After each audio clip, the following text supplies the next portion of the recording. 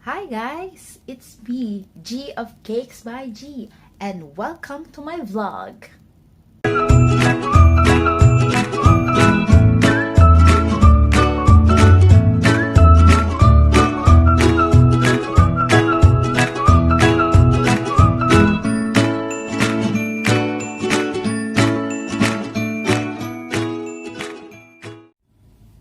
Today, tuturuan ko po kayo paano gumawa ng chocolate drip cake na usong-uso at napakadaling gawin na pwede nyong ipangregalo sa kahit na anong okasyon. Mapa-birthday man, binyag man yan, Christmas, yung mga ganun, Valentine's Day.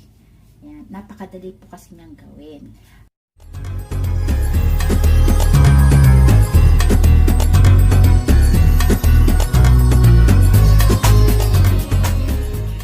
So, kakailanganin din po natin ng ito 8 inches round cake board, spatula. Makakatulong po sa atin itong malaki sa pag de-decorate ng cake.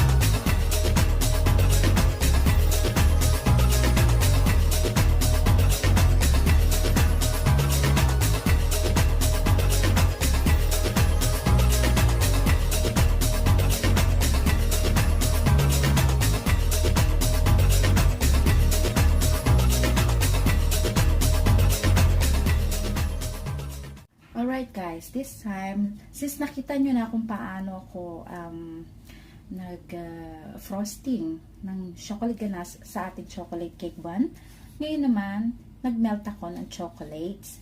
Ang minelt kong chocolate is yung ordinary lang, yung Freya, na 100 grams. Minelt ko lang siya sa oven. Tag 15 seconds, then hinalo-halo ko siya, then another 15 seconds ulit pinasok ko sa loob, and then halu-haluin lang uuli natin hanggang sa tuloy siyang matunaw like this.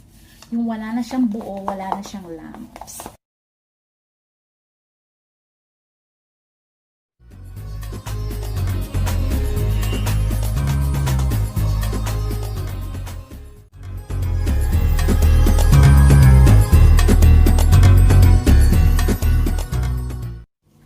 So, ito na guys. Nilagay ko na yung chocolate, yung melted chocolate sa ating piping bag.